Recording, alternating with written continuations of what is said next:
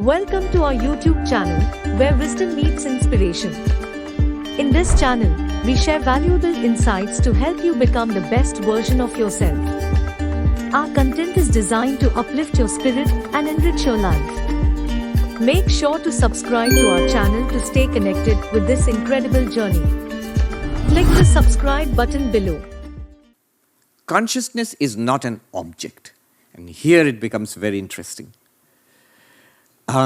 One problem is that we tend to treat everything as objects. And the reason for that is science. That's how science works. And it works very well.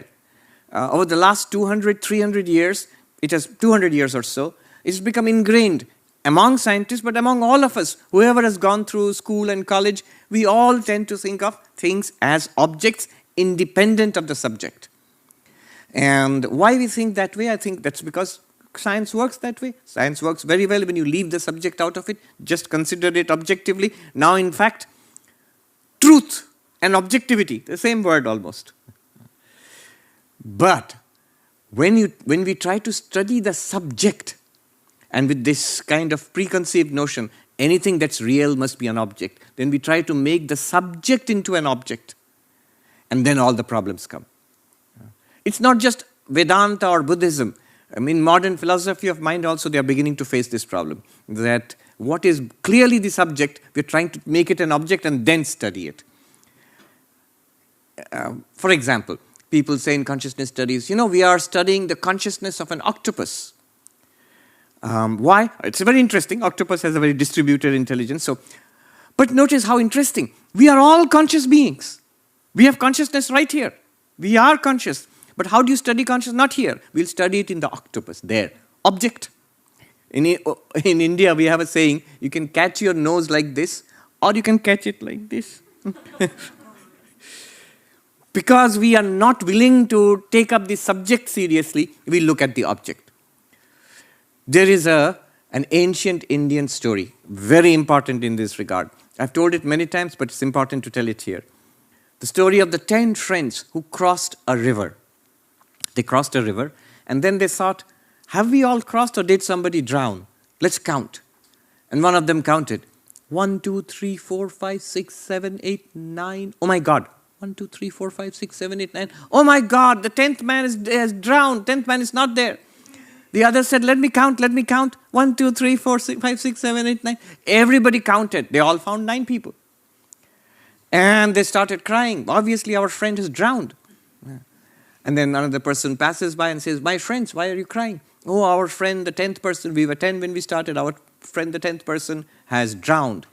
How do you know? Because he must have seen that there are 10 people. We counted, there are only 9. So this man realized what was happening, and he said, don't cry.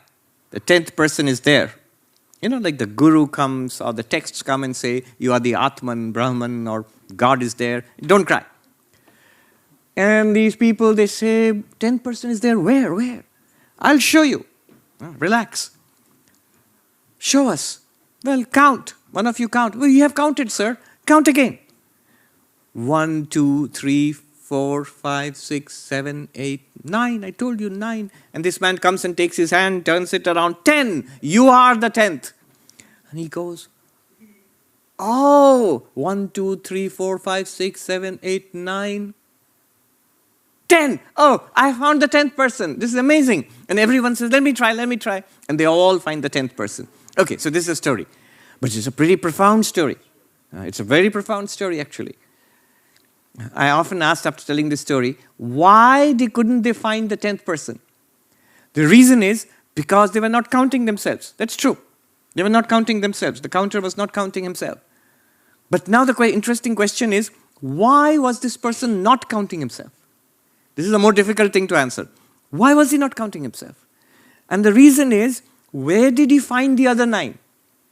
He found the other 9 out there. 1, 2, 3, 4, 5, 6, 7, 8, 9. And he has very good reason to expect that the 10th person should be there. The guy should be there. He is not there, so the 10th person is absent. Why does he think the 10th person is there? Because everybody he found till now, 1 to 9, they are all objects to him. So he expects the 10th person to be an object out there.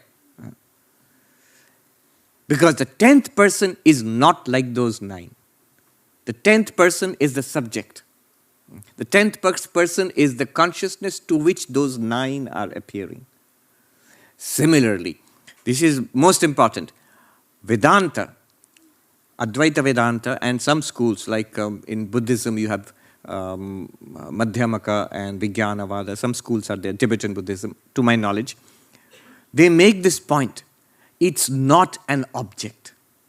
Now, the moment you say it's not an object, I remember the typical reaction in academia or in today's world. Oh, you mean it's something subjective like poetry? So it's something less than real. In that case, something less than real. I remember in the Harvard philosophy department, when I was talking like this, one of these young kids, very, very smart young kids, he says, I'm trying to see what you're saying.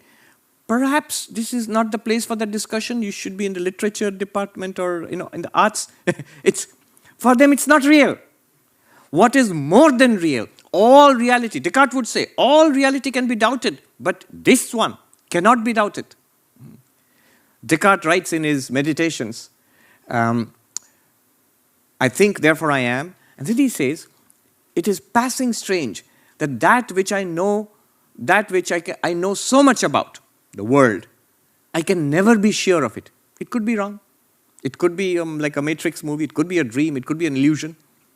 And that which I am totally sure of myself, I know nothing about it. So this, because it's not an object. Not being an object does not mean it's not real. It's real. It is real. It is that which is always present, but we miss it because it's not an object. I love that story of Mullah Nasruddin, the many funny stories, but very, very incisive stories. So this Mullah Nasruddin, he used to go and trade, going from one country to another. And the border guard at the border, like immigration, they will check. The guy was sure that this Mullah Nasruddin must be smuggling something. But what it is, he could never catch. The Mullah Nasruddin would come on his donkey loaded with goods. And this guy would check everything. Nothing. He couldn't find anything. Year after year, Mullah Nasruddin crossed the border and the border guard checked, always suspicious, never found it. Many years later, border guard had retired. Mullah Nasruddin comes with his goods and stuff. They sit down and have a cup of tea. And the guard says, look, I am not an official now. I'm retired. But I have this question, burning question. I know you're a smuggler. But I don't know what is it that you are smuggling. Every time you come and I search, I never found anything at all. Tell me the truth. What is it that you're smuggling? And Mullah Nasruddin laughs and says, donkeys. so, like the donkey which is always present.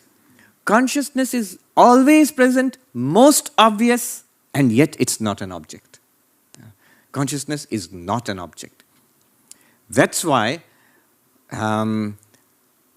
whenever all these theories of consciousness come up, mystery of consciousness solved, you'll find every 15 days or 1 month, one idea will come up. And everywhere you'll find, when you look a little closely at the article, they will point to some activity in the brain, some structure in the brain, or something else, complexity, or something behavioral, something objective. That's the point in which I stop. Done. There will always be a jump. I love this cartoon which I saw. A PhD student, he's presenting his calculations to a group of academicians, and his guide is standing there. In the cartoon they show, full of mathematics. The board is full of mathematics. Step 1, step 2, step 3, step 4. So step 1, 2, 3, full of equations. Step 4, step 5, again equations. Step 4, a miracle. Step 4 is a miracle. And the guide is telling the student that, I think you need to work on step 4. All the theories that we are dealing with now, literally all the theories, almost all the theories which we are dealing with now, is like that. There will be a step 4, a miracle. And then consciousness explained. I always say consciousness explained away. No, it's not an object. It is like the 10th man. And that's the technique which is used in Advaita Vedanta to realize our nature, what is consciousness, instead of trying to objectify it. Whatever comes up as an object, I am not it, I am the witness of it. So, here is the body. It's an object. I am not it, I am the witness of this body. I am the experiencer of this body. I am aware of this body. Then make it more subtle, more inward. You can try it yourself. Breathe in and breathe out. The breathing itself, I am aware of it. So it's an object. I am not the breath. Make the mind more subtle. Look inwards. Thoughts, emotions, memories, ideas. But those are also objects. I'll come to that in the third step. Those are also objects because I'm aware of it. So I am not it. And you go further. If you go further, shut out the world, still the body, turn your mind away from the breath, from the mind itself. If you turn inwards, you'll hit a blank. Blank, yeah, nothing. But that blank is also an object because it's appearing to you. And then you are that to which all of these objects are appearing and disappearing. But that one, don't try to catch it. Trying to catch it means objectifying. So, this is the technique of inwardization used. If you will find it in one of the Upanishads called the Taittiriya Upanishad, where the human personality is analyzed into 5 levels, each subtler and more inward than the earlier. Physical level, in Sanskrit, annamaya. It means a product of food, a modification of food. What we eat and drink, this one, this is called the food sheath, the food covering. Then you look inwards, breath, which is the tip of prana, the life forces which sustain the physical body. That also is an object. Then you look further inwards, called the manomaya, the mind sheath. Thoughts, memories, cogitating, feelings. But those are also objects. Like we're counting. 1, 2, 3, 4, 5, 6, 7, 8, 9. Mind. You look further, intellect. It's a function of the mind, the one which we are using now to try to understand all this. Intellect. That also, the capacity to understand, that also is an object. And when we look further inwards, you will hit a blank. In Sanskrit, it's called the Anandamaya, the bliss sheath. Now, what you have to do is there, as we have inwardized and made our attention subtle, we look inwards up to the blank, and then with the question, to whom or to what are these 5 appearing? Just like 1, 2, 3, 4, 5, 6, 7, 8, 9, 10. Like that. Try it at home, not while driving. Then, so the mind, so the consciousness is not an object. It's like the 10th man.